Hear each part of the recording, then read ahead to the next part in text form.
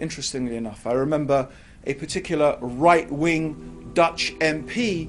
I had a vigorous email exchange with him, and this was about the issue of, interestingly enough, coming up again in France, of Muslim women covering themselves and wearing the hijab.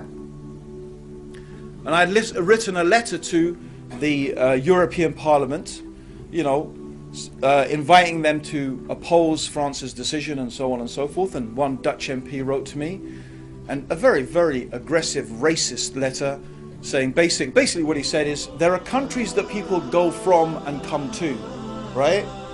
Morocco, you know, Somali, they are countries that people go from. They run away from those countries and they come to places like Britain and the Netherlands, yeah? So basically what he's saying is, if you want to come to our country, you behave the way that we tell you to behave, more or less, yeah? So anyway, I wrote a pithy reply to him, you know, and he said, oh, we have to de-Islamicize Europe. De-Islamicize Europe. And that's a very interesting concept, de-Islamicize Europe. I said, do you know, by the way, that the numbers you use every single day, does anyone know where those numbers come from? Do you know where they come from? They're Arabic numbers.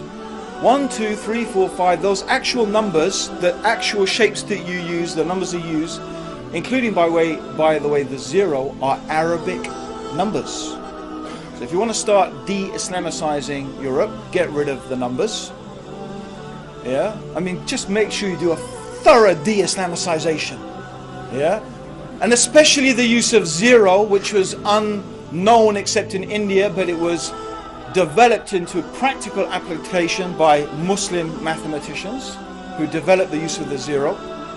Of course, algebra, you can't even imagine basic things in our society existing without algebraic equations. I mean, some of us may quite happy to get rid of algebra, but I think on a practical scientific point of view, we couldn't do much without it. But algebra, of course, is something, the word itself is Arabic, al-jabra, from Kitab al-Jabra, which was written by a famous Muslim mathematician who developed the whole system of algebra, by the way, in order to calculate the zakat. So I won't go into the whole thing.